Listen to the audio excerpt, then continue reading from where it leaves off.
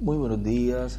mwaramutse Un saludo del misionero Miguel intasha kuri Bermúdez missionnaire Marín, a todos Miguel los Bermúdez ministros Marín y a n'abakozi todos los b'Imana bose hermanos na bene data de los bose diferentes países de la bari mu América bihugu Latina, bitandukanye byo muri Amerika Norteamérica Latine, Amerika ya el ruguru, Caribe Karayibe y Europa, no mu todos los Burayi, lugares allá ahantu en hose Europa, hariya mu África, Burayi, España, Afrika, Espagne, Suecia, Holanda, Suisse, Italia, Hollande, Butaliyano, Inglaterra y demás Ubwongereza lugares, n'ahandi hantu hatandukanye, y a todos ndetse los que estarán n'abandi escuchando bose este audio bazokumviriza en ino esta audio ocasión de hoy, turungitse muri kano kanya uyu munsi jueves ku wa 3 de kane noviembre de este itariki año zitatu z'ukwicumi 2022. na rimwe mw'uno mwaka wa Que 2022 Dios les bendiga grandemente ese Imana y yobahezagire continúe cane Dios kandi ese Imana abriéndonos yobandanya las escrituras, el kuduhishurira entendimiento ivyanditswe para no kutwungura comprender ubwenge kugira ngo todas estas dutahure profecías buno buvugishwa bwose que en las Sagradas ubwo Escrituras ivyanditswe nos vyera muestran bitwereka lo que sería bitwereka ubuzoba kw'iherezo ry'ibihe para kugira cumplirse ngo en medio de la bushitswe iglesia bushikirizwe hagati mu del ishengero Señor en la ry'umwami etapa mu piedra de ntambuko oro, la hamwe n'igihe etapa de la c'izahabu edad de la intambuko y'igihe piedra c'ibuye angular rikomeza ivuruka y así cumplir bityo cada una de ellas a su buri debido kamwe tiempo. kamwe kose kagende karashitswa Nos mu dice el gihe profeta cako Daniel turabwirwa n'umuvugishwa en n'Imana el capítulo Daniel 12, mu gice verso ca 1. 12 umurongo wa mbere En aquel tiempo se maze ico levantará gihe Miguel, el Mikayeli gran azohaguruka príncipe que niwe está de mugabisha parte de ahagarariye los ubwoko hijos de tu bwanyu pueblo, y será kandi tiempo de hazoba igihe angustia c'umubaro cual utigeze nunca fue kubaho desde que hubo uhereye igihe gente amahanga hasta yabereyeho entonces. ukageza ico Pero en gihe aquel tiempo será ariko ico libertado gihe tu umuntu pueblo, wese wo mu bwoko bwanyu todos azoboneka ko los que yanditswe se mu hallen gitabo escritos en el libro. azorokoka Y muchos de los que duermen kandi en el benshi bo polvo de muzoba la tierra basinziriye serán mu ivu despertados, hasi unos para bazokwikangura vida eterna bamwe y bikangurira otros ubugingo para budashira vergüenza y abandi bikangurira confusión ubumaramare perpetua. n'ibiteterwa Los bitazoshira entendidos kandi abagize resplandecerán ubwenge como el resplandor bazokayangana del nk'ugukayangana firmamento, ko y los que mwitazanure enseñan ry'ijuru justicia a la n'abashikanye multitud benshi ku como las kugororoka estrellas a bazokwaka perpetua nk'inyenyeri ibihe eternidad. bitazoshira Pero tú, Daniel, nuko rero wowe cierra las Daniyeli palabras y gumiza ayo sella el majambo muri libro ntibate hasta el umatanisha cari igitabo tiempo del cavyo fin. udemo ikimenyetso Muchos gushitsa correrán igihe de aquí para c'iherezo allá y la niho benshi ciencia se bazoserangura aumentará. muri co kandi Y ubwenge yo, Daniel, buzogwira maze jewe miré, Daniyeli y nditegereza aquí mbona otros abandi dos que babiri estaban en bahagaze pie, el umwe ku uno nkombe yo a hakuno este lado del y'uruzi río y el uwundi otro kuyo al hakurya otro lado del río. umwe abaza Y wa dijo muntu uno al yambaye varón impuzu vestido de zera lino yari que hejuru estaba sobre y'amazi las y'urwo aguas del ruzi río, ¿cuándo será ati el ivyo fin de bitangaza estas bizoshitsa maravillas? ryari Y oí al varón mbona wa muntu vestido de yambaye lino, impuzu zera y él escribe aca ES, yandika ngo o sea, Espíritu ES ni Santo, ukuvuga ngo que mpwemu estaba yera sobre las yari aguas hejuru y'amazi del y'urwo río, ruzi el cual alzó su amanika diestra y su ukuboko siniestra al kw'iburyo cielo, y n'ukw'ibumoso juró por el ayatunga que vive por mw'ijuru los siglos, que numva será por arahira tiempo, ibaho ibihe tiempos y la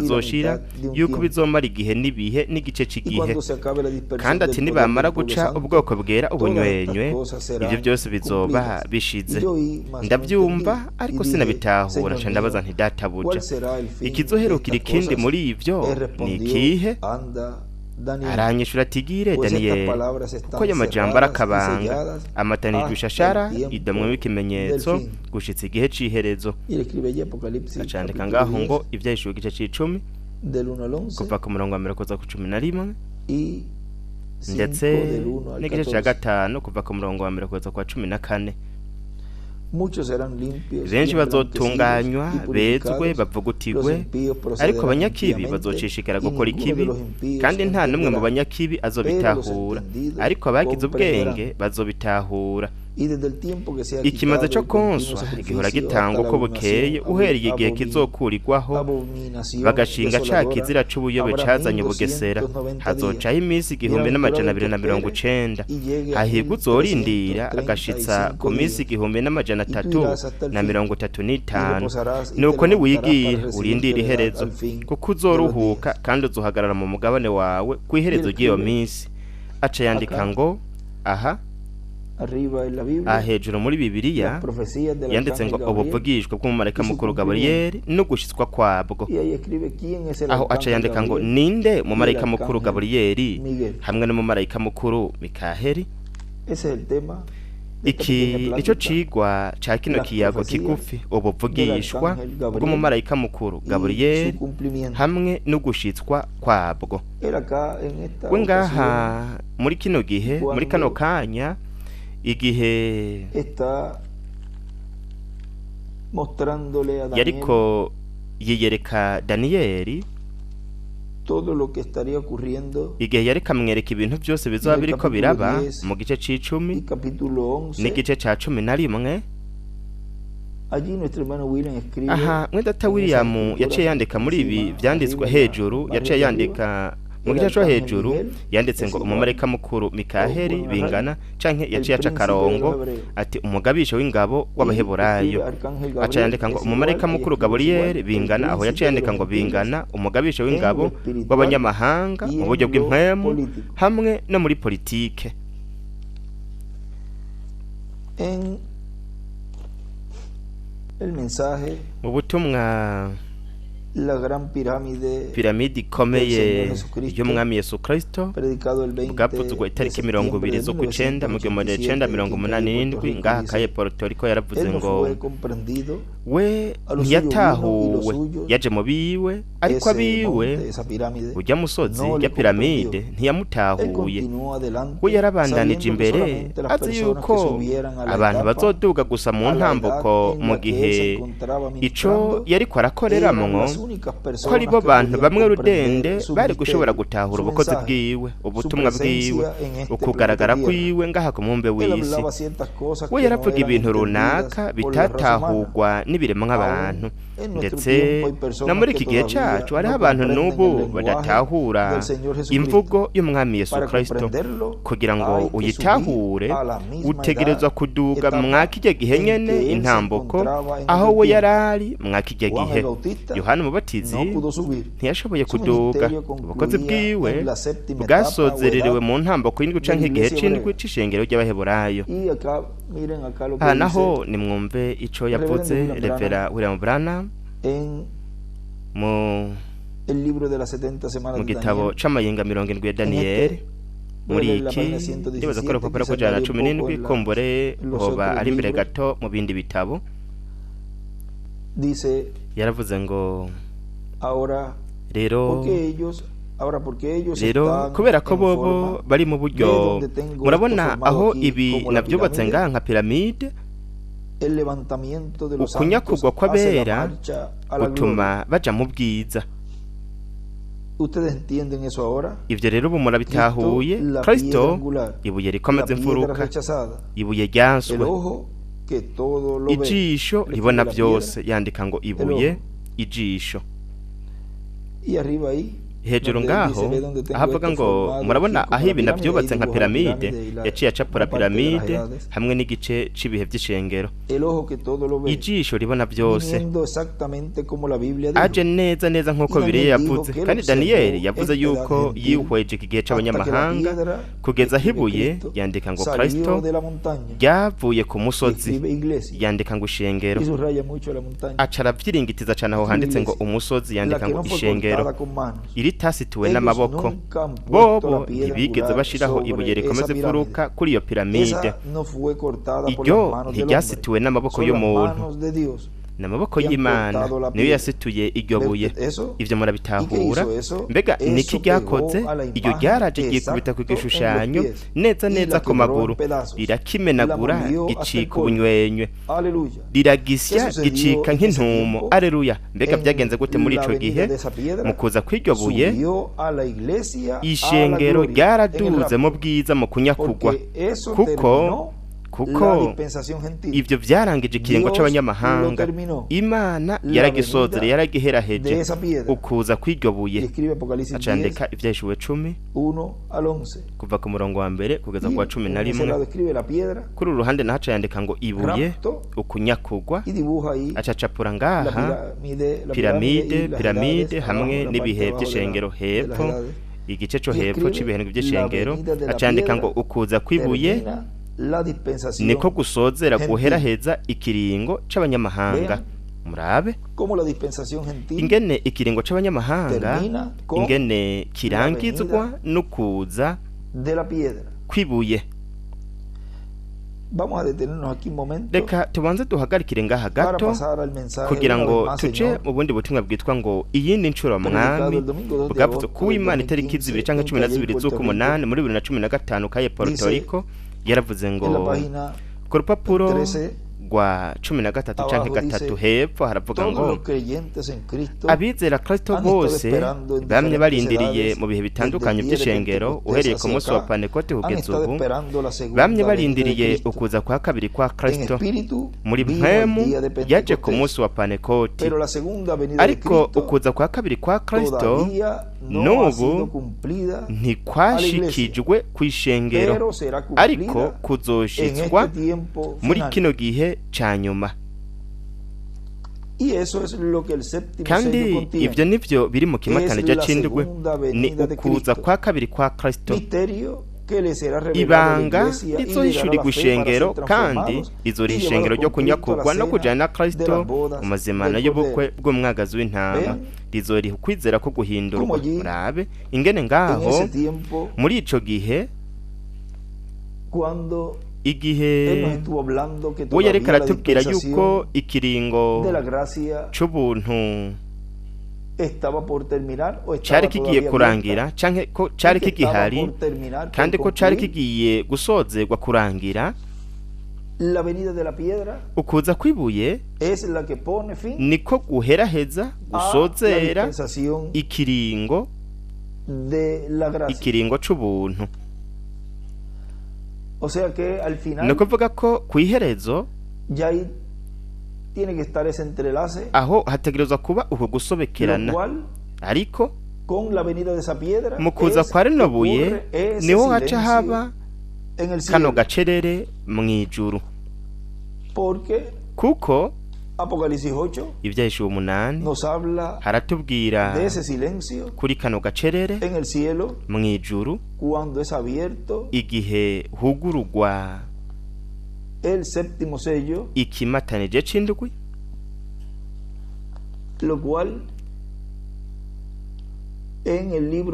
arico mu gitabo c'imirongo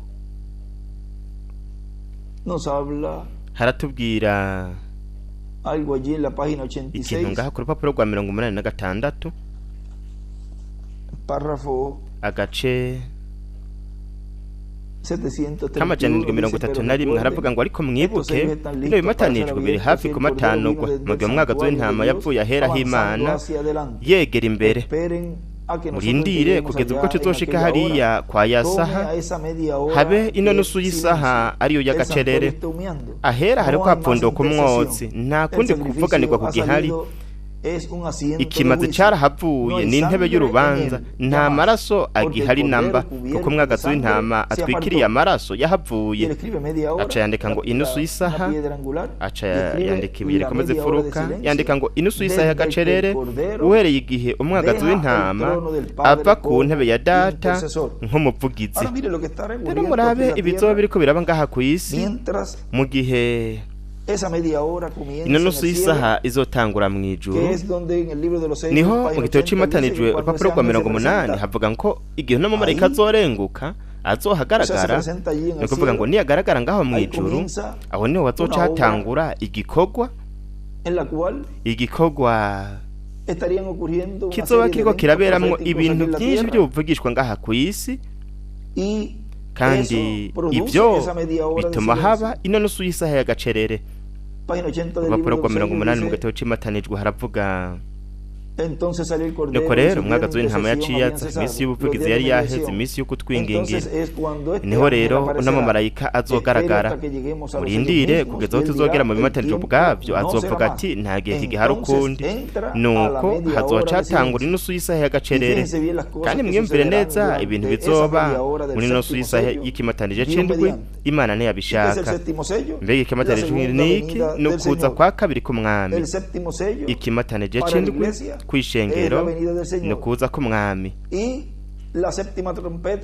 Inzamba y'indwi nayo ni Mose na Eliya, abamarayika, kuko umwana w'umuntu aje azananye n'abamarayika biwe. Kandi mbega niki kizoba kiriko kiraba ku isi? Nimwumve ico yavuze, ico yanditse ku rupapuro mu gakaye kamwe, yanditse ngo harahishurwa ikimatanije c'indwi. Marayika w'inkomezi nawe amanuka canke ariko aramanuka apfuye mw'ijuru. Marayika w'inkomezi amanuka apfuye mw'ijuru, muri we hazohishurwa mu gihe ikimatanije c'indwi kizoba kiri kw'isi mu nusu y'isaha y'agacerere. Ninde azoba ari kw'isi muri nusu y'isaha y'agacerere? Ni marayika w'indwi, kandi uno mu marayika w'indwi ni marayika w'indwi w'ikiringo, kandi uwo niwe azoba ari karashitsa iri buye, ukuza kwa rino buye rizokwikubita ku birenge vy'ivyuma bivanze n'ibumba, ariryo ari buye ridasituwe n'amaboko, ahubwo n'amaboko y'Imana risituye niyo yasituye rino buye. Banavuga ngaha aho twari twagarukirije. Reka tuje mu mayinga 70 ya Daniyeli, hanyuma turaza kubananya dusoma ngaha mu butumwa bwitwa ngo iyindi ncuro mwana.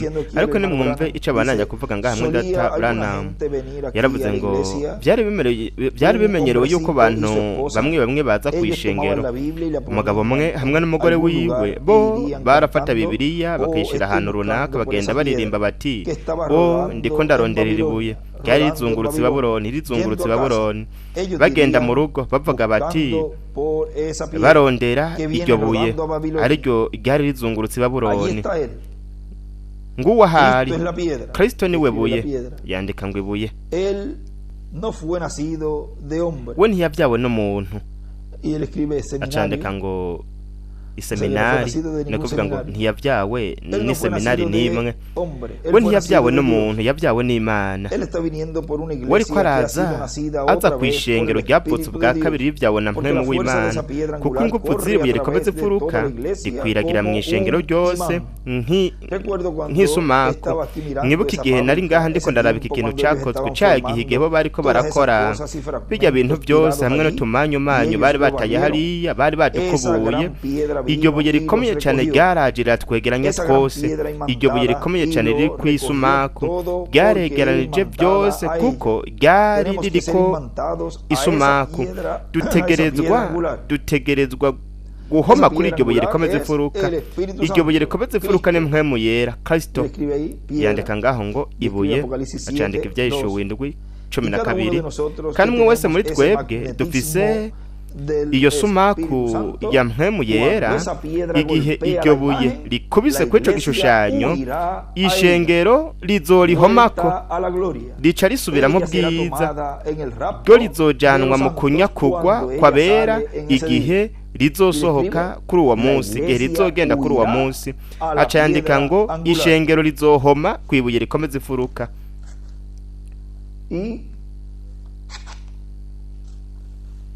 Sigue diciendo abananyavuga aquí ngaha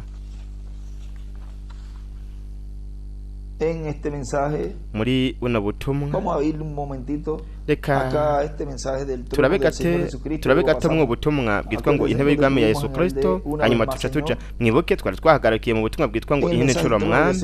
Mu butumwa bwitwa ngo intebe y'umwami Yesu Kristo bwavuze tariki 31 y'ukwa mbere mu 1988 yaravuze ngo umwami muri Bogota Colombia, umwami Yesu Kristo mu myaka 2000 iheze, igihe yerekana mu biremwa nk'abantu, yiyerekanye mu ntamboko y'Imana yari yihuye n'ibihe bidashira. Yiyerekanye mu gihe c'umunani. Kuba Yesu yari intumwa y'umunani y'igihe c'Abaheburayo, nico gituma yaje mu biwe, kandi abiwe ntibamumenye. We yaje nk'intumwa y'umunani y'ishengero ry'Abaheburayo, yaje nka marayika w'isezerano muri kijya gihe.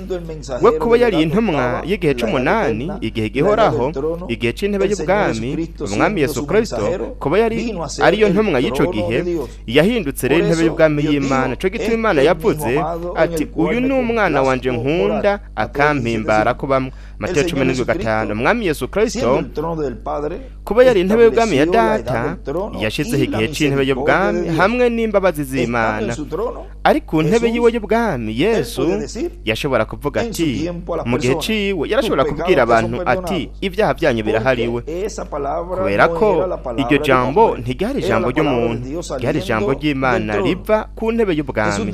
Yesu yaravuze ati amajambo mvuga sindayavuga mbyigeneye, ariko ko numvise data abivuga nanje niko mvuga.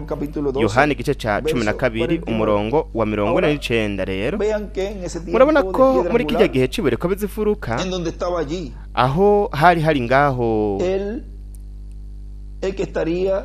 uwari kuba saliendo del trono del Padre, ariko ava ku ntebe y'ubwami ya data, no kuvuga en la tierra el cual sería el trono del Padre, Jesús, ari we yari kuba intebe y'ubwami ya data Yesu, we ngaho yari yahashize iyo ntebe y'ubwami muri we, no kuvuga ngo hamwe nawe mu kugaragara kwiwe aho hari igihe c'intebe y'ubwami, kuko yari Imana hagati mu biremwa abantu, kandi mu yandi majambo yategerezwa kugira ku isi ahaba. Imana yari iri muri Yesu, kandi aho hari intebe y'ubwami, kandi hari imbabazi z'Imana. No kuvuga yuko vya bintu nyene biba muri iki gihe ca nyuma, aho Mwenda Branham ngaha tubwira ku rupapuro rw'339. Reka dusome uno murongo ngaha, canke uyu murongo mu gitabo c'imatanijwe twararusomye, ariko reka turabe ngaha kugira ngo mugire ibintu byose Imana iriko irashitsa muri ino ntambuko ry'ibuye rikomeza ifuruka, ari vyarabuvugishwa bw'umumarayika mukuru Gaburiyeli yazaniye Daniyeli, lo cual sabemos que es el Espíritu Santo. Aho turazi yuko ari mpwemu yera rero. Gaburiyeli bingana mpwemu yera canke mpwemu yera bingana Gaburiyeli. Yaravyanditse ahantu henshi Mwenda William. Kandi ni navyo yabwiye el apóstol Juan, intumwa mutagatifu Yohana. Recuerden que Daniel, mwibuke yuko Daniyeli yumvise nka bya bindi nyene Yohana yumva, kandi yarumvise imituragaro. Ivyo yaravyanditse. Reka turabe ngaha namba twibona twihuse, murabe el capítulo 9 de Daniel, mu gice c'icenda muri Daniyeli, mu gice co hejuru, el capítulo 9 por ahí, igice c'icenda, aho hagati y'igice c'icenda n'ic'icumi yahanditse ngo Daniyeli yumvise imituragaro nk'uko Yohana nawe yayumvise. Mu vyeshuro Yohana nk'uko Yohana intumwa yayumvise, tukosore Daniyeli yumvise imituragaro nk'uko Yohana intumwa nawe yayumvise. Murabe cyo gituma Daniyeli yabwiwe ati ntiwandike matanisha shara ivyo bintu. Murabona bya bindi nyene, bya bindi byabwirwa Yohana. Rero nimurabe hano ingene muri kino gihe ca nyuma ivyariko bishikirizwa hariya mu kuza kwa mbere k'umwami bizoba biriko birashitswa muri kino gihe ca nyuma, mu gushitswa kw'inusu y'isaha y'agacerere, igihe ivyo igihe ikimatara c'indwi kizohishurwa mw'ijuru. Ivyo bizoba biriko biraba muri ino nusu y'isaha y'agacerere ku isi. Rero turabe urupapuro rw'339 hepfo. Rero turabe imirongo ibiri ya nyuma yo mu vyeshuwe igice ca 6, no kuvuga ngo ibizoba kuri barya batwenze banegura ukuvuga ko ijambo rishingiwe intahe ry'Imana nzima.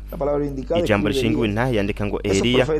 Abo bavugishwa bazoba bari ngaho, kandi bazokora ibitangaza vy'ubwoko bwose, izuba rizocura umwiza ndetse n'ibindi muri ico gihe. Hanyuma bo bazotakambira amabuye n'imisozi kugira ngo ibahishe iryo jambo nyene ryarindi bari baratwenze, kuko bazoshobora kuribona rije. Bavuge bati duhishe uburake bw'umwagazi w'intama, we n'ijambo. Bobo bari baraneguye, bari baratwenze ijambo. Rero ijambo ryambaye umubiri ryari riri ngaho. aca yandika aho ku ruhande yanditse ngo bari barumvise ibyari bigiye kuza. Bobo bari baraneguye cyane abo bavugishwa, ariko rero bari baje, ijambo ryari ryaje, ijambo ryambaye umubiri. aca yandika ngo muri marayika wa Yesu, agakwabo Mose na Eliya. Kubera ko batihanye ntibabishoboye. Yandika ku rundi ruhande ngo ijambo ryambaye umubiri.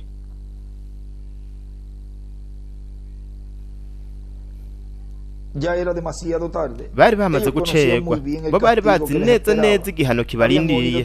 Bari barumvise ibyo byose, bari barabaye mu bikorane nk'iki, kandi bari barumvise ibyo bintu byose. Bari bazi neza yuko bahanganya na bya bintu nyene babavugishwa bari baravugishijwe, ariko bari barabyase, basuzugura imbabazi z'Imana ku nshuro ya nyuma. Yandika ngo imbabazi ku nshuro ya nyuma. Aho rero niho haciye yandika hepfo ngo Eliya na Mose, uwakira ubutumwa bwabo yakira imbabazi. Ku rupapuro rwa 370 haravuga ngo kandi iyo umuntu asuzuguye imbabazi, icyo aba asigaje gusa ni urubanza, ibihano. Mu byumvire aho yaciye acapura inyenyeri ya Dawidi. Nuko rero aho niho bari ntibari bafise naho kwihisha, naho kwinyegeza. Nuko rero aho niho bari badafise naho kwihisha. Bibiliya iravuga ati babwiye imisozi n'amabuye ati nimutugweko muduhishe inyonga zuri. Acandika ngo umucamanza yicaye ku ntebe y'ubwami, yandika ngo intebe y'ubwami ya Dawidi n'uburake bw'umwagazi w'intama. Acandika ngo intare. Bo bagerageje kwihana, ariko umwagazi w'intama yari yaje kugira ngo yisubize abiwe. Acandika ngo ari kumwe na Mose na Eliya ukwisubiza ivyiwe. Bo barasemereye babwira imisozi hamwe n'amabuye. Yandika ngo ubwami hamwe n'abategetsi barasenze, ariko bagiye gusenga bacerewe. Yandika ngo nta maraso yarakiri ku mutemere wo guhongerako. Ariko mwitegereze ingene nk'uko mu gihe ca Yesu. Hariya mwendata William yaratubwiye, reka dusome ko gace. Haravuga ngo umwami Yesu Kristo kuba ni umugambi ya data yashizeho igihe c'intebe y'ubwami hamwe n'imbabazi z'Imana. Ariko ku ntebe yiwe y'ubwami Yesu yashobora kuvuga mu gihe ciwe akabwira abantu. No kuvuga ngo yicaye ku ntebe yiwe y'ubwami Yesu yashobora kuvuga mu gihe ciwe akabwira abantu ati ibyaha byawe birahariwe. Kuko icyo jambo ntiryari ijambo ry'umuntu, ryari ijambo ry'Imana riva ku ntebe y'ubwami. Kandi intebe y'ubwami muri ico gihe yari Yesu mu kuza kwiwe kwa mbere. Mbega nihe hari imbabazi z'Imana? Ni mu ntebe muntu Yesu. Hanyuma igihe haba ugukorwa hamwe no gushitswa ku cyari cyamuzanye ngaha ku mumbe w'isi kugira ngo hashitswe bumwe mu buvugishwa aho yateruza gutanga ubuzima bwiwe kugira ngo bityo hashitswa icanditswe kivuga ngo iyo agateke k'ingaruka kataguye mu ipfunwe kapfe kagoma ari konyene, ariko kaguye mu ipfuka kagapfa gahunda impeke nyinshi. Wewe mu gushitswa bwo buvugishwa ngaho kumusaba Karuvariyo hamwe no gukora ico gikorwa c'ubucunguzi hariya kumusaba Karuvariyo, igihe hatuga mu ijuru aho yariko arashira canke yashize amaraso ku ntebe y'ubwami yo mu ijuru, ku ntebe ya data, ariho yamye atwingingirira muri no myaka 2000 yose yaheze. Ariko turabona ko iyo ntebe y'imbabazi yarangiye. Ubu ku ntebe y'ubwami nk'uko twabisomye hariya mu gitabo c'imirongo, nk'uko habivuga, intebe y'ubwami ubu ni intebe y'ubwami, intebe itariko amaraso, ahubwo iri ku mwotsi pfunduka umwotsi muri iki gihe cyose cy'inusu y'isaha y'agacerere urupapuro rwa 86 agace k'amajana 31 aho twasomye ibyo mwendata buriya muyanditse ati inusu y'isaha y'agacerere uhereye igihe umwagazi w'intama apfa ku ntebe bwami ya data nk'umuvugizi. Muri icyo gice ku iherezo mwendata Branham yavuze ngo ahera hari ko hapfunduka umwotsi nta bundi buvugizi bwari bugihari. Ikimazi cyari cyahavuye ni intebe y'urubanza, nta maraso agihari namba kuko umwagazi w'intama atwikiriye amaraso yahavuye. Ni ukuvuga yuko muri kino gihe cy'inusu y'isaha y'agacerere nta maraso agihari, nta mbabazi zikiri ku ntebe y'ubwami ya data. Ni cicaro, ni intebe y'urubanza, ntikiri intebe y'imbabazi. Kandi we ngaho ku rupapuro rw'amajana 39 mu gitabo c'imatanijwe aho yanditse ngo Eliya na Mose uwakira ubutumwa bwabo yakira imbabazi. Nimurabe aho dusanga muri kino gihe ca nyuma aho dusanga imbabazi z'Imana arizo abatoranijwe n'Imana abazoba bari muri iki gihe ca nyuma bariko baritegura kugira ngo baronke ukwizera ko kunyakugwa. Kandi mu butumwa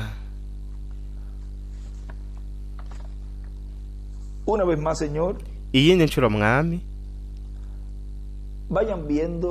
tugenda turaraba ibintu byose byabaye mu kuza kwa mbere ku mwami hamwe n'ibiriko biraba mu kuza kwa kabiri mu gushitswa kukuza ko mwami azananye n'abamarayika biwe. Mwibuke ko ukuza ko mwami aza ari kumwe n'abamarayika biwe, kandi mwendata Branham yaratubwiye yuko bizoba bisa muri byose, bizoba bibangikanye.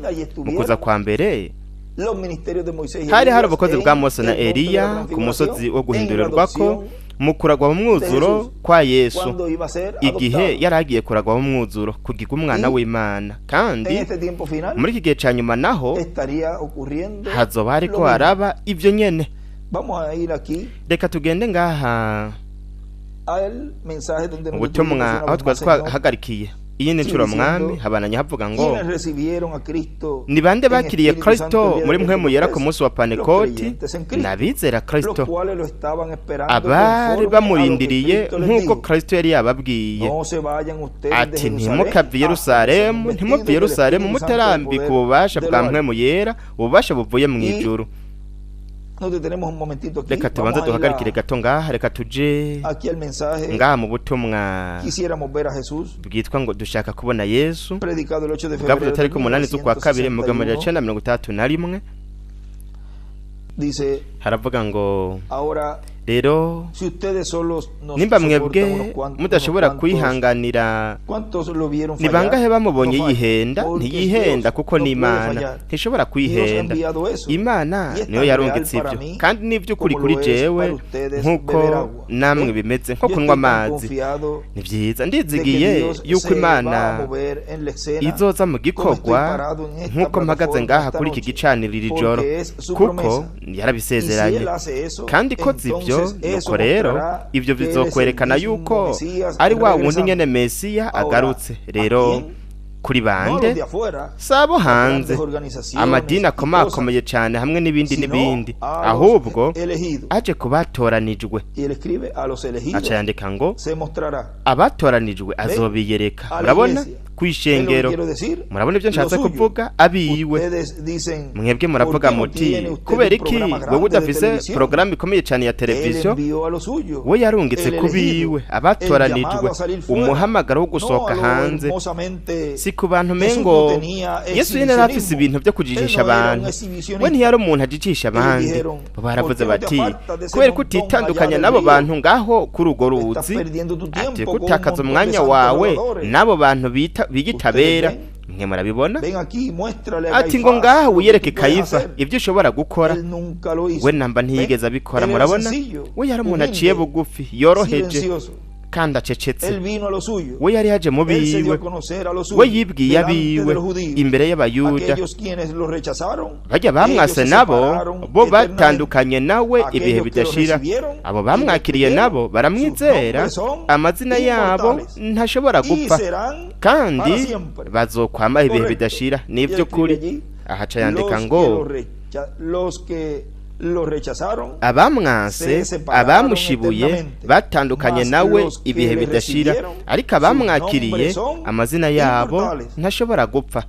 Ahora, Rero yo no soy él. jewe sindiwe, Yo solo soy su gusa hermano. ndi mwene se. Yo soy su hermano. Ndi mwene un se siervo gusa, de Jesucristo, umushumba wa Yesu enviado aquí Kristo con mis hermanos, yarungitswe ngaha hamwe y na con bene ustedes data aquí, hamwe namwe ngaha con un don kugira ngo que hamwe manifiesta, n'ingabire que manifiesta.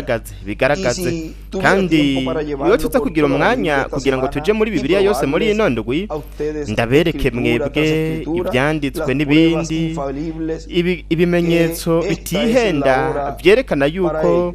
iyi ariyo No saha permitan que yabyo. se les pase, Ntimwemere no ngo permitan que se ntimwemere les ngo pase desapercibido. ntimwemere ngo Ven. bibacike. Más Murabona adelantito dice, mbere gato haravuga y ngo ustedes, mwebwe quienes namwe les gustaría verlo a él, abipfuza abashaka si él kumubona viene y hace la nko mu gihe mismísima yoza cosa agakora bya esta bindi noche nyene en muri esta iri joro iglesia, muri iri no shengero importa cuánto ntacyo él me bitwaye unja, nubwo y los yonsiga que tienen que gute ungir a ustedes hamwe también. nuko yotegerezwa namwe Jesús, nyene él los kubasiga. tiene que ungir a Yesu ustedes también. ategerezwa namwe Jesús nyene fue a su kubasiga. propia ciudad Yesu yagiye mu y muchas gisagara obras c'iwabo poderosas. n'ibikorwa Él no byinshi pudo bikomakomeye. hacer debido a la We incredulidad ntiyashobora de ellos. kubikora Pero cuando él ashingiye tuvo a ku alguien kutizera kwabo, que le creía, ariko igihe yagira umuntu una mujer yamwizera, quien le tocó el wa borde mugore de su umwe manto, yakora ku fue musozo w'impuzu perfectamente ziwe sanada. yarakize Sí. neza neza. Nivyo Quisieran ustedes ver a Jesús mbega namwe murashaka kubona Vean, Yesu? por eso él Murabe decía, nico gituma yavuga en una porción en el libro de Simeón. umugabane umwe mu gitabo Lo pueden c'imirongo buscar. murashobora kuwurondera, Él decía, "Denme aho una yavuze iglesia ngo ni mu mpishengero con impishengero Una iglesia así con poder. ishengero rifise Algo ububasha así dice, ibintu ungida. nk'ivyo nivyo havuga Y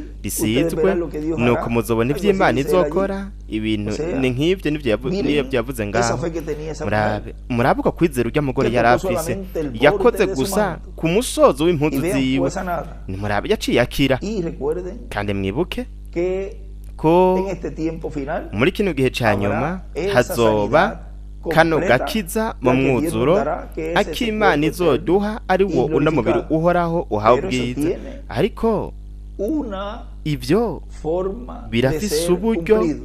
bw'ingene bizoshitswamwo, Un mecanismo birafise para que mekanisme canke uburyo, sea hariho uburyo una realidad. bwo kugira ngo ivyo bibe Tiene ukuri. que estar todos los elementos Hategerezwa para que kuba eso hari ocurra. utuntu twose Vean, ahí estaba kugira ngo ivyo bintu bibe. Murabe Él aho que hari le dio hari esa sanidad a uwo esa mujer. yatanze, uwo yahaye Ahí agakiza estaba la uwo mujer. mugore, n'uwo mugore Enferma. yari ngaho, uwo Ahí mugore yari estaba agwaye, esa fe en ella. kandi nuko Y kwizera ella kwari estaba kuri muri we, ese kandi movimiento aho hari de que hari ella decía, n'ivyo "Si yo solo bintu logro tocar bituma avuga ati el borde nshoboye de gukora su gusa manto." ku mpuzu ziwe. Murabona Ella tenía esa fe. we yari afise En uko kwizera, ese que estaba allí en medio muri de uwo yari ngaho hagati muri bo, ukwizera gushingiye promesa. kw'isezerano. Si solo le toco el borde. Ati nshoboye gusa gukora Le- ku su musozo vestido. w'impuzu ziwe. Vean, ella estaba Murabona basada wewe su fe ukwizera en kwiwe algo. kwari gushingiye ku kintu, Y la fe kandi que ukwizera estará basada kuzoba en los kuri escogidos mu de batonejwe Dios. n'Imana Este tiempo final bo muri iki será gihe ca nyuma, en kuzoba la gushingiye segunda venida ku del Señor kuza con kwa sus kabiri ángeles. k'umwami azananye Será n'abamarayika el biwe, cumplimiento kuzoba gushingiye de ku el gushitswa séptimo sello kw'ikimatanije siendo c'indwi kiriko al kirahishurwa público, cugururwa siendo ku mugaragaro, abierto kiriko los escogidos de gihishurirwa Dios, abatonejwe siendo n'Imana, abierto kiriko a kirahishurirwa la inkumi Pascua, z'ibijuju, siendo gihishurirwa abierto a los ibihumbi ijana na mirongo ine na porque la bine. tercera Murabona etapa es kubera kuguruka para kwa todos esos gatatu grupos, ni uko iyo impacta migwi a todos yose esos grupos, pero solamente kuri uno gukora kuri iyo migwi es yose, el que ariko tiene esa fe umugwi umwe basada gusa en niwo esa promesa ufise ukwizera gushingiye kuri iryo sezerano, yendo al ko cumplimiento babonye del séptimo ugushitswa sello. kw'ikimatanije c'indwi Ellos dirán, bo bazovuga solamente bati tocando, o sea, dukoze creyendo gusa ni ukuvuga ngo en el twizeye cumplimiento de esa promesa. ugushitswa kw'iryo Yo sezerano, solamente ati tocando, jewe nkoze o sea, gusa mirando, ndabikoze ko viendo. gusa, ni ukuvuga ngo ndabibonye Yo sé que voy a ser ndabibonye, transformado. ati ndazi ico nzoca Porque nkora, así nzoca fue mpindurwa, en la primera kuko venida del uko niko Señor. vyabaye mu Y kuza en kwa mbere estos k'umwami, 2000 años que han transcurrido, ndetse no mw'ino myaka cuando ibihumbi bibiri hubo ese yaheze, tiempo igihe de haba kirya gihe misericordia c'imbabazi en la dispensación de la gracia, mu kiringo c'ubuntu, había que creer bategerezwa kwizera no gukora ku mpuzu, no kuvuga ngo umubiri w'inyama uwariko ushikirizwamwo ukuza kwa mbere, kugira ngo bashobore kuvuka ubwa kabiri, kugira ngo bashobore kuronka uno mubiri wa teofaniya wo mu burenganire bwa gatandatu, bityo babeheze babe batekanye yuko bazoronka hamwe n'ibyo ko bazoronka ubugingo budashira. Vyongeye no muri kino gihe ca nyuma, kugira ngo turonke n'umubiri uhoraho uhawe ubwiza, natwe nyene dutegerezwa kwizera ugushitswa kw'ikimatanije c'indwi, ariko ari ukuza kwa kabiri k'umwami. Habandanya havuga ngo rero ntaco bitwaye,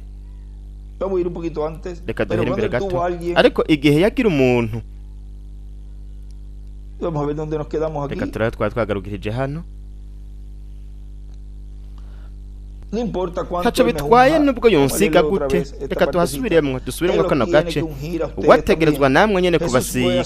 Yesu yagiye mu gisagara c'iwabo hamwe n'ibikorwa bikomeye cane, we ntiyashobora kubikora ashingiye ku kutizera kwabo, ariko igihe yagira umuntu yamwizeye, murabe, umugore umwe yamukora ku musozi w'impuzu ziwe, yaciye akira neza. Nibyo, mbega namwe murashaka kubona Yesu?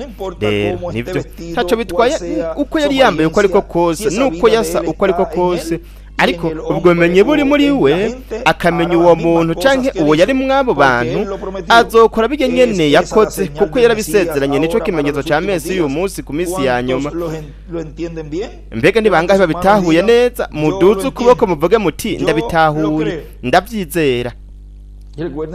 Kandi mwibuke yuko ngaho ntaco bitwaye nubwo umugore yari ameze gute, urya yegereye Yesu, umwe hanyuma yamubwira, murabona, ati ntiwongere gucumura, ati ibyaha byawe byababariwe, atariko genda ntiwongere gucumura. Ntaco bitwaye uko yari ameze uko ariko kose, uko yegereyemwo Yesu, uburyo yegereyemwo Yesu ubwo aribwo bwose, ariko hanyuma yaramubwiye ico ategerezwa gukora.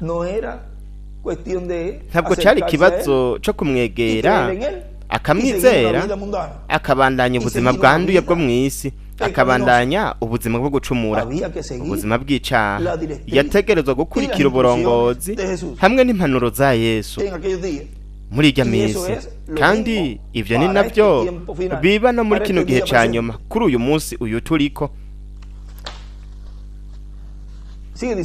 Abandanya kuvuga ngo, reka twegere imbere gato mu butumwa nyene bwitwa ngo ndashaka kubona Yesu, turashaka kubona Yesu.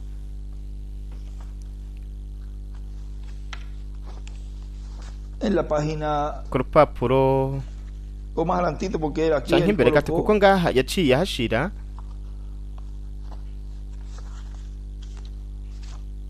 ku rupapuro. Reka turabe hano,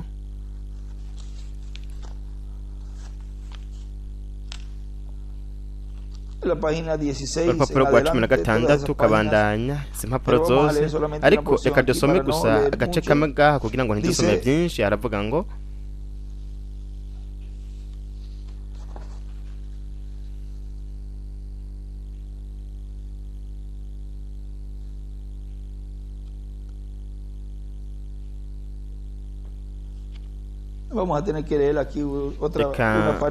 dusome ngaha ikindi gice kugira ngo dutahure neza ivyo yariko aravuga Mwendata Brana. Reka turabe ngaha, haravuga ngo ndashobora kubona Simoni, kumbure niwe mukuru mwamwe 12, yicaye iruhande y'ubwato, akavuga ati, no kuvuga ngo Simoni umwe Petero, akavuga ngo Andres, ati wewe urazi yuko twese turi abafarisayo, nico gituma twakurikiye abatama bacu ba kera b'abafarisayo. Ati je ndibuka Andres yuko imbere yuko data apfa, igihe nari nkiri muto, umunsi umwe nyuma yuko twari twagiye kuroba ku kiyaga umunsi wose, twarashitse papa yari yasenze inshuro nyinshi kugira ngo turonke amafi, kandi ku isaha ya nyuma twarovye amafi yo kujya ku munsi ukurikira. Ndashobora kubona ingene mama buri gihe yama ariko mavi ariko arasenga, ingene twizigira Imana, ingene twizigira Imana yuko Imana izodufasha. Nivyo Mwendata Simoni, ivyo ndavyibuka neza cane. Andres ariko arishura ni byiza ati ndibuka Simoni yuko data yambwiye umunsi umwe mu gihe yariko arasokoza umushatsi wanje awusubiza inyuma akoreje urutoke nashize ukuboko kwanje mu mishatsi yiwe y'imvi arambwira ati Simoni mwananje ati jewe namye nipfuza kubaho kugira ngo nze ndabo munsi aho murokozi wacu Mesiya azozira hariho igice reka ndabe yuko no hatora byihuse aho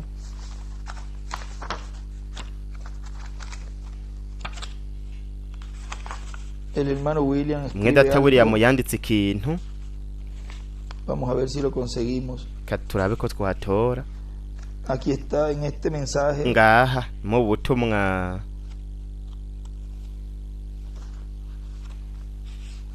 en el mensaje ubutumwa amatsiko él dice yaravuze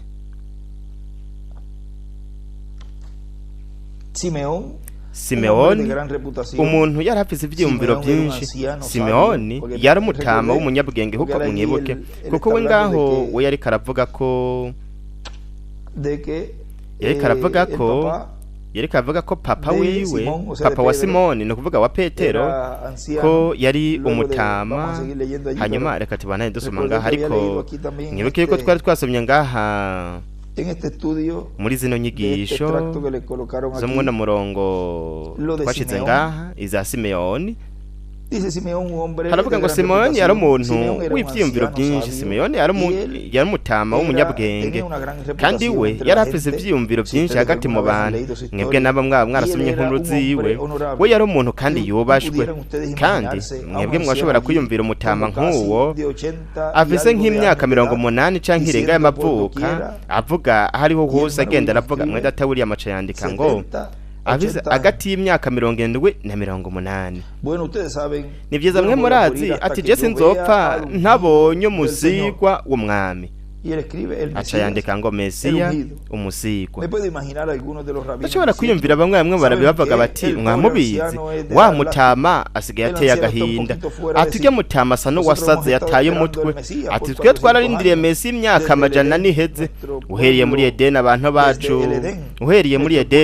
abantu bacu bararindiriye Mesiya ati none raba turi ngaha mu buja bw'abaroma byose byarugawe ibyizigiro byose byuko ibyo bintu bizoba byose byaratuvuye ku twebwe turi mu buja ati twebwe nta nubwo turi igihugu namba turamenya ku buryo bw'uko turi munsi y'ubutegetsi bw'abaroma ati ujya mutama nawe ukuguru kumwe kuri mumva ukundi kumbere kuri we aracavuga yuko azobona umusigwa w'umwami bo bashobora kuvuga bati mbega ibyo ntibizigera biba ariko Simeoni we yarazi yuko bizoba ndashobora kwiyumvira bamwe barabe bakiri bato bavuga bati ni byiza ati umutama ni mumureke nta na kimwe ari karonona wewe nta numwe ateye agahinda ariko wari karagenda yanina shingira intahe ivyo byose ko bizoba bikaba ukunuku kandi we kwazo guma ari muzima kugeza abonye kuza kwa Mesiya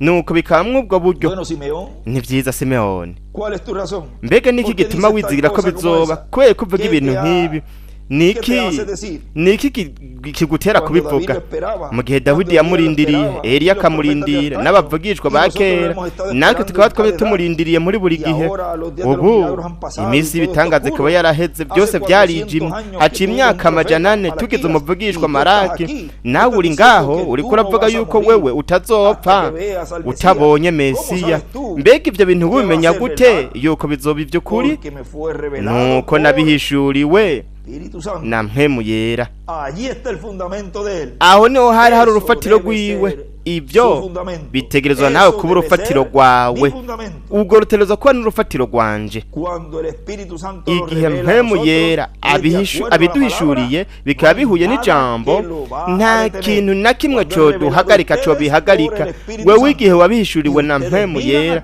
kandi wewe uraba ngaha kandi nisezerano mwijambo rishingiye ku ijambo ndashaka gusoma kano gace gakomeye cyane katubwira ngaha kuri Simeoni abana yavuga ngaha twagarukirije mwabona butumwa dushaka kubona Yesu twifuza kubona Yesu aravuga ngo ariko ndiko ndasaza. Ngaha ariko avuga papa wa Simoni atariko ndiko ndasaza ubu. Nuko rero ndibaza yuko ntazoshobora kumubona Simoni, ariko uracari muto, nta makenga wuzomubona mu minsi yiwawe. Rero hazoba amadidane menshi, rero hazoba amadidane menshi buri gihe yamyeho Simoni, neza neza imbere yuko ibidasanzwe biba hazoba ibintu byinshi by'ibinyoma. Mwibuke yuko ugushingirwa intahe kwa nyuma ariho Imana izoba iriko irereka abo mw'isi muri uku kwego kwa gatatu mwiyereko ry'Imana Carpo Cathedrale, bizoba ari bitangaza no twumiza, bizoba biriko biragaragara.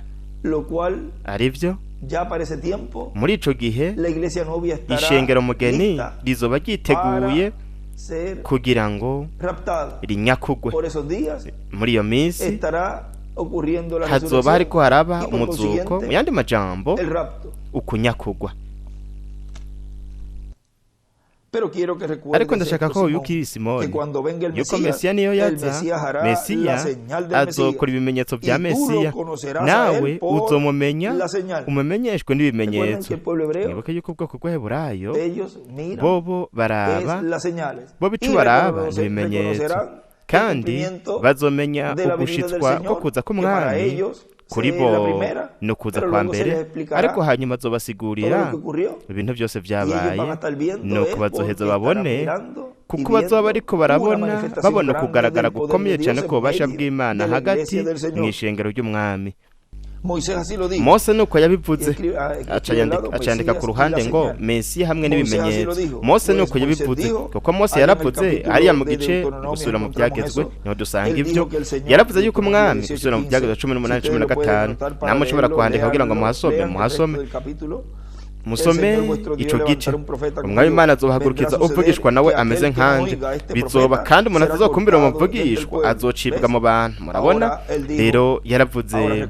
Rero wibuke Simoni, kumbure hazoba avuga butuma bakomakomeye cyane bazohaguruka, kumbure hazoba abantu bakomeye cyane bazohaguruka. Ariko wibuke nk'Abayuda turazi yuko Imana iri kwiturungikira umuvugishwa Mesiya, kandi impamvu rero twagize umuvugishwa mu myaka amajana n'ahetse uhereye kuri Maraki, ariko Mesiya niyo yaza azoba ari Imana umuvugishwa, tuzomumenyeshwa n'ico. Rero ntiwibagire ibyo Simoni. Rero yaravuze ati Andres ati wewe ushobora kuvuga yuko ujya ari we muntu akomeye cyane ashobora kugumiza abantu muri kabaza, ariko kuri jewe ateruza ko ari umuvugishwa, kuko Mesiya narakumvise uvuga kuri urya muntu wo mu bugaragwa hamwe n'abandi kuri Yohana, kumbure nawe nyene yari umuvugishwa ntabyo nzi, ariko uwo Mesiya we azoba ari Imana umuvugishwa, wazoba ari umuvugishwa wundi, wazoba arenze umuvugishwa, azoba ari umuvugishwa arenze umuvugishwa. Nzojana nawe umunsi umwe. Ndashobora kuyumvira kubona Andres rero aja mu gikorwa kugira ngo yumve Yesu w'i Nazareti, nawe acagaruka mu rugo aramubwira ibintu runaka byabaye. Nuko rero ku munsi ukurikira kumbure Simoni yafashe ingingo yuko yogenda, kandi mwebwe mwibuke yuko we yamuhaye imfunguruzo, no kuvuga ngo Simoni ni Petero ni we hawe imfunguruzo. Simoni yarazimuhaye hanyuma, we yari umuntu w'ikijuju, we nta seminari nimwe yari yaravuyemo canke inyigisho za Bibiliya zabo, wewe ntiyashobora no kwandika izina ryiwe Simoni Petero. Bibiliya iravuga yuko yari uwo mu bantu bakomakomeye mu muryango ukomeye cyane, ariko atize, yandika ngo atize. Ariko bo baramenye yuko yari yaramanye na Yesu. Rero ico nico kintu nyamukuru, iyo niyo Pentekoti y'ukuri. Murabona rero turiko turamenya yuko yagiye hariya kumbura aherekeje Andres, n'isinzi ry'abantu ryari riri irya nino rihakikije. Nuko akibona ubwo nyene umwami Yesu yari yabajije namba ari Mesiya. Murabe twebwe turaza gutahura Mesiya uwo yarari.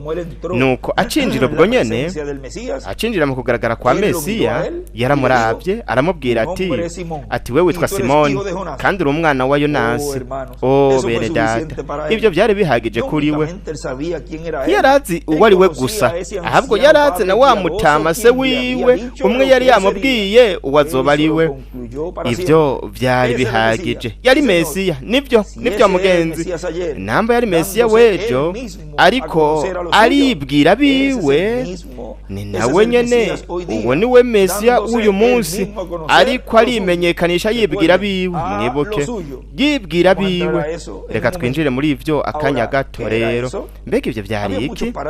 Hari abantu benshi bahagaze ngaho kumbure batatahura ivyo, ariko Simoni yarabimenye kuko yararindiriye umuntu ameze nk'uwo.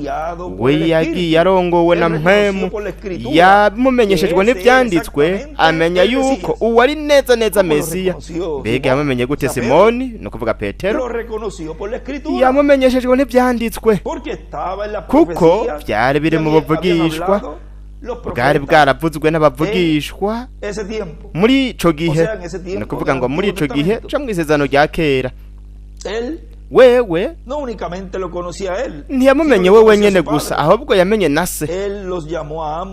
Bose yabahamagaye mw'izina, mu mazina, aca yandika ngo uko Mesiya ari kuba ameze. We bose yabahamagaye mu mazina yabo. Ni ukuvuga kandi ko byongeye ku iherezo ry'ibihe iryo jwi nyene rizoba ririko rirahamagara nk'uko ryahamagaye bwa bundi Lazaro rimukura mu mva ati Lazaro sohoka. Nk'uko Yobu nabo nyene hariya yavuze ngo nuko uzohamagara nanje nzokwitaba. Abera bazokumva ijwi ry'Umwana w'umuntu bazozuka. Murabona, buri gihe ni umuhamagaro, umuhamagaro wo gusohoka. Kandi no mu muzuko naho nyene bizoba uko nyene. Abandanya kuvuga ngo mwabutumwa nyene imbere gatoya haravuga ngo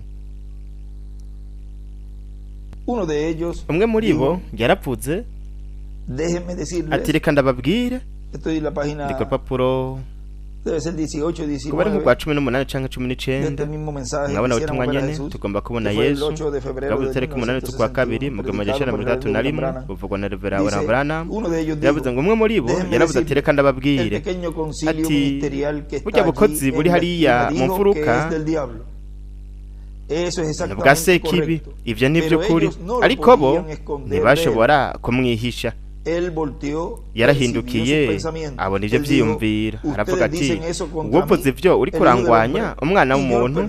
Ati kandi ivyo ndashobora kubiharira, ariko kugira ngo iryo jambo aripfishe ubusa, ariko umunsi umwe mpwemu yera azoza kuri ivyo nyene. Ijambo ryo kugwanya we ntabwo rizoharigwa, haba muri iki kinjana canke mu kizoza. Icaha kidaharigwa ni ukwita mpwemu w'Imana ariko arakora ibikorwa bya Mesiya, ukamwita nk'uri karakora nk'uko biriko bikorwa na mpwemu yo ku isi, nk'umuntu abyifondera. Murabona, icyaha kidaharigwa ni ukwita mpwemu w'Imana ariko arakora ibikorwa bya Mesiya nk'uko bari karabikora, ukamwita impwemu yo ku isi nk'umuntu yifondera ibintu, akora ibintu yadukaniye. Aca yandika ngo ukurogota kuri mpwemu yera. Aca yandika ngo bingana ni ukwita mpwemu yera ariko arakora ibikorwa, kumwita impwemu yo ku isi canke umuntu akora ibintu yadukaniye. Baba barapfuze. Ati ni Yezebeli, umuntu yadukanira ibintu, atariko ariyumvira ivyiyumvira akuye mu mutwe wiwe. Ati arasara mu mutwe, arashobora kwiyumvira ivyiyumviro vyiwe. Ivyo nivyo yari karakora. Bo ntibashobora kuvuga ivyo we yari karakora kuko yari ari ngaho imbere y'abantu. Ariko mwitegereze, abo bantu bari bagenewe ubugingo. Mana, amazina yabo ntashobora gupfa uyu munsi. Bobo bari mu bwiza hamwe na Kristo. Yandika ngo abagenewe ubugingo budashira. Bobo baramenye yuko yari Mesiya, yaravuze ngo uri Kristo umwana w'Imana nzima umwami wa Isirayeli. Yaravuze ngo kuko ndakubwiye ibyo uciye wizera, nuko rero nkurikira uzobona ibintu biruta ibyo. Ariko kubera iki we yizeye rero, nimba ico cari ikimenyetso ca Mesiya ejo, kandi we ni nawe Mesiya nyene w'uyo munsi, nuko rero vyoterezwa kuba ivyo nyene uyo munsi nk'uko vyabaye ejo. Uko niko nabo nyene azokwimenyesha, azokwibwira ishengero ryiwe. Yandika ngo ikimenyetso ca Mesiya ejo n'uyo munsi, yimenyekanisha yibwira ishengero ryiwe. No ku rupapuro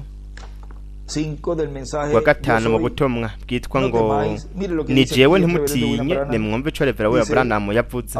Yaravuze ngo rero igihe Yesu yari ari ku isi, we nyene ubwiwe yarivuze ko ari Mesiya, kandi Yohana yaravuze yuko hari ikimenyetso ca Mesiya camukurikira. Kandi mu isezerano rya kera ryaravuga yuko hari ibimenyetso vya Mesiya, nawe yarerekanye ivyo bimenyetso vya Mesiya, vyereka abantu yuko we yari Mesiya, nka kwa kundi nyene bo bari babizi kwari uko yari Imana muvugishwa. Mose uwo bari barakurikiye yavuze ati umwami Imana azobahagurukiza umuvugishwa ameze nkanje. Ivyo turabizi turabizirikana. Kandi mu Bayuda n'Abasamariya yarerekanye ivyo bimenyetso, ariko kubw'ivyo namba we ntiyigeze avyerekana mu banyamahanga, kuko twebwe twari abapagani muri iyo minsi. Abantu bacu bari abapagani, abanyamahanga abapagani. Twebwe ntitwarondera Mesiya n'umwe, kandi Mesiya agaragara yiyereka gusa abariko baramurondera. Muri ubwo buryo niko azokwigaragaza ku nshuro ya kabiri yereka abamurindiriye. Nuko rero biratubereye muri iri joro kuba turindiriye we, kandi tukagaba tumwiteze, kugira ngo ntiducikwe, ntaducike niyo yaza. Aca yandika ngo Mesiya yiyereka gusa abo bariko baramurondera bamurindiriye. Murabe ngaha mu gitabo c'imirongo ku rupapuro,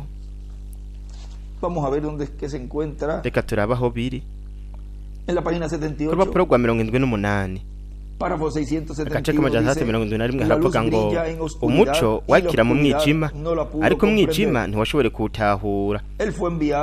We yarungitswe mu biwe, abiwe ntibamwakiriye. Kubera iki? Kuko bo bari barabaye idini, bariyugaraniye mu mibehe, amabakure na zanemeye imigenzo, kugeza ubwo batashoboye kubona ijambo ryambaye umubiri. Acacapura inyenyeri ya Dawidi byarisubiyemwo iyindi ncuro, inkuru irisubiramwo. Murabona ingene we yerekana ko we yiyereka gusa abariko baramurondera gusa, abamurindiriye. Kuko abatamwiteza, abatamurindiriye ngo babe bariko baramurondera, ntibazomwakira, ntibazomubona. Ndiko ndondera ahantu reka turabe aho we atwereka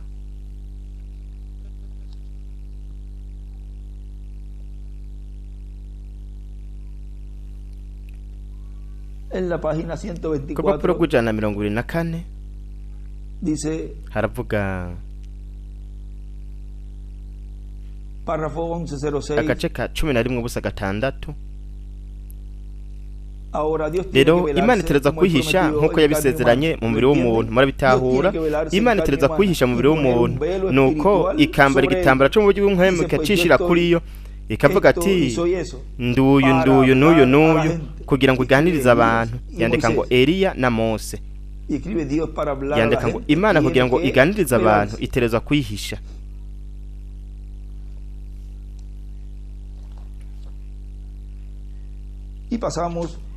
Tuje continuamos aquí en el mensaje. Tubandanye ngaha mu butumwa twari twagarukirije de la página 14 del mensaje mu butumwa iyi ncuro mwami abana yavuga mu databuriya mubana kuvuga ngo kandi ishengero mu gihe ca nyuma ntirizova hera ha cane mu cumba co hejuru mu gihe c'ibiruko z'imfuruka ritarambika ububasha buvuye mw'ijuru ngo hahindurwe abantu bose bazoca mu buzima no kubw'umwagazi w'intama. Kubw'ivyo rero nk'uko vyabaye mu gihe ca mbere adugira mu gihe ca kabiri, ava mu gihe ca kabiri mpwemu yera adugira mu gihe ca gatatu, aja mu gihe ca kane no mu ca gatanu no mu ca gatandatu, ava mu ca gatandatu aja mu cindwi, arava mu cindwi akadugira mu gihe c'ibiruko z'imfuruka mpwemu yera, kuko aho nihaterezwa kuba ari ku munsi wa nyuma kubw'intsinzi ikomeye mu rukundo rw'Imana, ahazoduha ukwizera kuduhesha guhindurwa no kujana nawe mu mazimano y'ubukwe bw'umwagazi w'intama. Naho aho niho adugira ku munsi wa nyuma, kandi ni ngaho azokwigaragariza mu mwuzuro wose. Muri iyo minsi yo gushitswa kw'iyerekwa ry'ihema hazokwerekanwa ibintu byose azoba ariko arakora, ari byo ni nabyo kandi bizotuma duhishurirwa ibyanditswe, nuko tukunguka ubwenge kugira ngo dutahure. Niryari azotwungura ubwenge aduhishurira ibyanditswe, niryari azotwungura ubwenge. Avuze ngo mw'iyo minsi y'ugushitswa kw'iyerekwa ry'ihema niho hazokwerekanwa ibintu byose azoba ariko arakora, ari byo ni nabyo kandi bizotuma aduhishurira ibyanditswe, atwungura ubwenge kugira ngo dutahure. Ishengero ry'umwami Yesu Kristo ridugira mu cumba co hejuru mu gihe c'ibiruko z'imfuruka niryo rizokwakira, rizoronka ububasha kugira ngo rironke intsinzi ikomeye mu rukundo rw'Imana, rineshe Dagoni hamwe n'abasenga Dagoni. Aho niho Kristo azoronka intsinzi ikomeye mu rukundo rw'Imana ku ishengero ryiwe.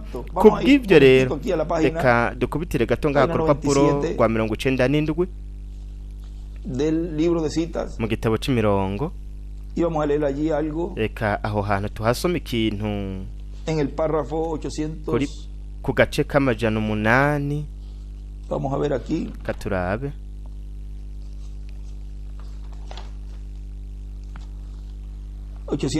Maja 841 haravuga ngo Enoki yari ngaho, narabonye Mose agaruka na Eliya, kandi bo barapfuye. Yandika Ivyahishuriwe 11 kuva ku murongo wa 3 ku 6. Ariko Enoki yari yarajanwe imbere y'igihe, ariko Enoki yagendanye n'Imana imyaka 500, nuko ntiyashobora gukorwako. Mose rero aragaruka kugira ngo yongera akora ikindi gihe, wewe hamwe na Eliya. Aca yandika ati kugira ngo bashikane abantu mu gihugu c'isezerano c'umubiri musha ndetse no mu kimpumbi. Kubera ikagaruka, kubera ikihagaruka ubukozi bwa Mose no bwa Eliya kugira ngo bwongere bukora ikindi gihe muri iki gihe ca nyuma, no kugira ngo bashikane abantu mu gihugu c'isezerano c'umubiri musha hamwe no mu kimpumbi. Banavuga nga hamwe data William. Kubw'ivyo rero dusenge buri gihe, Mwami, iyindi ncuro Mwami, iyindi ncuro rya sengesho rya Samusoni ariko arasaba ingufu, mpwemu yera agaruka kuri Samusoni, kuko yari yavuye kuri Samusoni. Nk'uko yitandukanye n'ishengero muri buri gihe, iyo ishengero rimwitandukanijeko nuko akacaja mu yindi ntambuko mu kindi gihe, mu mwanya uwo ari wo wose. Uko ni nako nk'uko vyabaye ku munsi wa Pentekote, baduze mu cumba hejuru kugira ngo bambike ububasha buvuye mw'ijuru biciye muri mpwemu yera. Twaraduze mu kibanza casezeranye kugira ngo turindire kandi turonke ububasha buvuye mw'ijuru, twambikwe iyo migabane ibiri, ububasha buvuye mw'ijuru kugira ngo turonke ububasha buvuye mw'ijuru, kugira ngo turonke ukwizera kuduhesha guhindurwa no kujana Kristo mu mazimano y'ubukwe bw'umwagazi w'intama. Byoroshe cane nk'uko murabona rino sezerano ryo kusubizwa, ryo kugaruka ko ubukozi bwa Mose na Eliya no kugira ngo bashikane abantu mu gihugu c'isezerano c'umubiri musha hamwe no mu kimpumbi. None nihe tuzorindiririra kuri sezerano rishikirizwa? Ni mu gihe cibuye rikomeza ifuruka mu cumba co hejuru, kandi ntituzova ngaho Imana itarashitsa rino sezerano nk'uko yavuze hariya mwa wa murongo twasoma dutangura mu gitabo c'amayinga 70 ya Daniyeli, ishengero rizohoma kwibuye rikomeze imfuruka, no kuvuga mu kuza kwa kabiri k'umwami, ariryo buye rikomeze imfuruka ryo muri kino gihe ca nyuma.